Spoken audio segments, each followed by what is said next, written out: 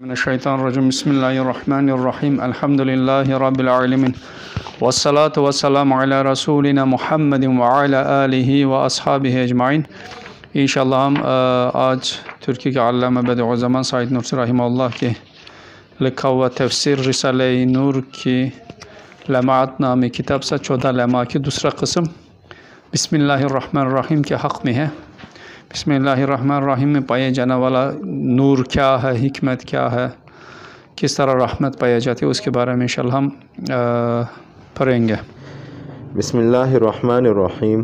قالت یا ایہا الملأ انی القی الی کتاب کریم انہ من سلیمان وانہ بسم اللہ الرحمن الرحیم۔ سورۃ النمل 29-30 آیت میں اس مقام پر ہم کچھ رازوں کا ذکر کرتے ہیں۔ پہلا راز، بسم اللہ الرحمن الرحیم کے بارے میں غور و فکر کرتے ہوئے میں نے اس سے پھوٹنے والا نور دیکھا۔ اس کی صورت کچھ یوں ہے: کائنات کی پیشانی، سطح زمین کی حسین لکیروں اور انسانی چہرے کے خط و خال پر ربوبیت کے 3 درخشندہ و تابناک علامتیں جلوہ گر ہے۔ یہ روشن رخشندہ علامتیں اور تابندہ آیات کی ایک دوسرے میں اس طرح متداخل اور باہم دیگر پیوست ہے کہ ان میں سے ہر ایک دوسرے کے لیے نمونہ اور مثال کی حیثیت رکھتی ہے۔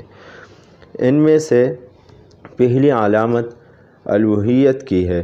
سب سے بڑی مہر یا علامت جو کہ تمام کون و مکان کے اجزاء و عناصر کے مابین جاری تعاون، امداد، باہمی ہم آہنگی، ہم کناری اور ہم کلامی و ہم جوابی کی صورت میں جلوہ ریز ہے۔ اس طرح کہ بسم اللہ کا رخ الوہیت کی اسی علامت کی طرح ہے اور وہ اسی پر دلالت کرتی ہے۔ سمجھے؟ یعنی بسم اللہ الرحمن الرحیم میں پایا جانے والا بہت سارے اسرار رموز ہیں۔ یہاں انشاءاللہ 6 اسرار بیان کیا جائے گا۔ پہلا راز میں کہتے ہیں کہ یعنی کائنات کے چہرے میں اور زمین کے چہرے میں اور انسان کے چہرے میں توحید کی علامت پایا جاتی ہے اور رحمت کی علامت، الوہیت کی علامت اور اشارتیں پایا جاتی ہیں۔ اس میں وہ ہر ایک میں انشاءاللہ بتائے گا۔ پہلا علامت کیا ہے؟ الوہیت کی ہے۔ الوہیت کیا ہے؟ یعنی ہر چیز کی الہ اللہ ہے، اس کی علامت پایا جاتی ہے کائنات کی۔ مثلا کائنات میں کس طرح اللہ تعالیٰ کی الہ ہونا پر علامت پایا جاتی ہے؟ کہتے ہیں کہ سب سے بڑی مہر اور علامت جو کہ تمام کون و مکان کا اجزاء و عناصر کی مابین جاری تعاون کا مطلب مدد، ایک دوسرے کا مدد۔ ہم کائنات میں جہاں جہاں دیکھتے ہیں، جب دیکھتے ہیں ہمارا کیا ایک بہت عمومی ایک تعاون، معاونت، مدد نظر آتی ہے۔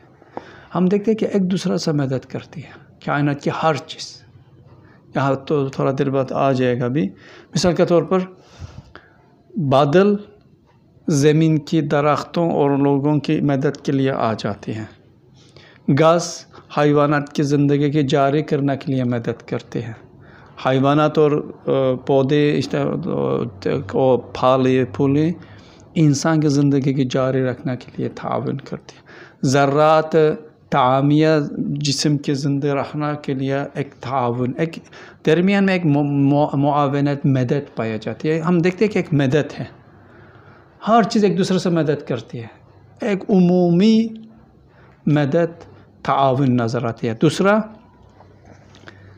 اور امداد باہمی، یعنی ایک دوسرا امداد کا مطلب ایک دوسرا کی حاجت پر بھاگنا، اس کی حاجت پورا کرنے کی کوشش کرنا۔ یعنی وہ اس کی ضرورت ہے، اس کی وہ بولتے ہیں کہ مجھے یہ ضرورت ہے، جو نہیں ملے گا میرا زندگی ختم ہو جائے گا۔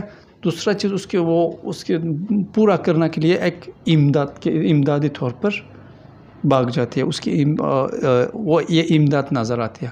اور ہم آہنگی، اس کے ساتھ ساتھ کیا ہے؟ کائنات کے اندر یا معاونت کے ساتھ، مدد کے ساتھ اور امداد کے ساتھ ایک آہنگ پایا جاتی ہے، یعنی ایک اور انتظام کے ساتھ ہو جاتی ہے، ایسے ویسے نہیں.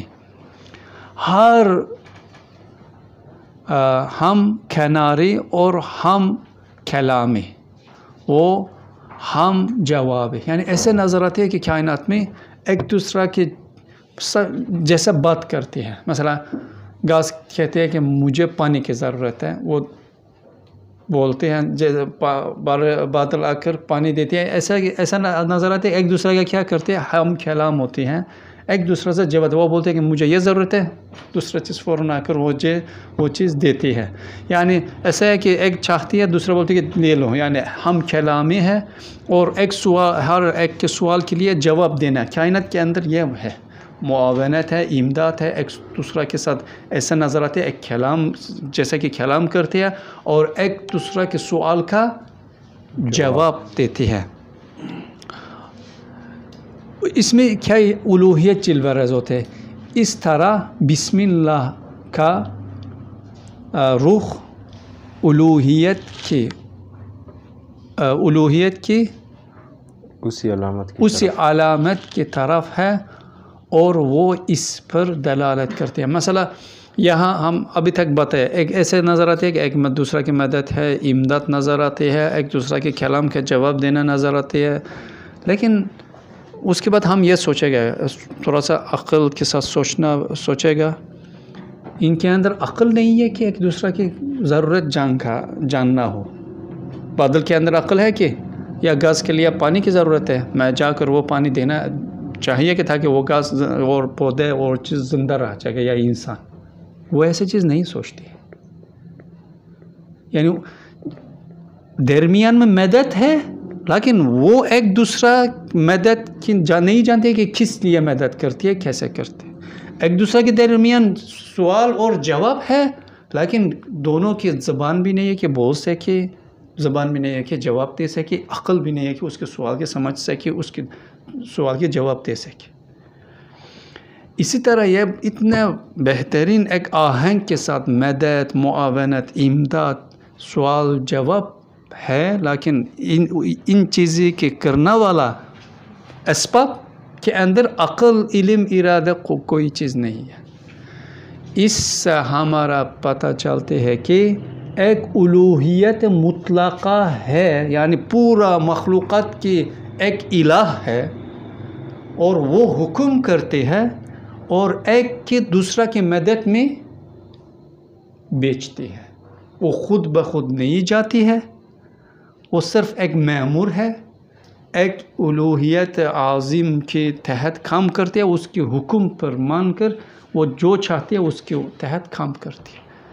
وگرنہ ان کے اندر لامحدود علم، ارادہ، قدرت ہونا چاہیے ہر چیز کے اندر، کہ تاکہ ایک دوسرے کی مدد کر سکے. کیونکہ مدد ہے، لیکن کرنا والا میں وہ مدد کرنا کی قابلیت، خود بخود کرنا کی قابلیت نہیں ہے. عقل والا کام ہے، لیکن ان کے سوچنا اور عقل نہیں ہے. جواب دینا ہے، لیکن ان کے جواب دینا اور سوال کرنا کی قابلیت نہیں ہے.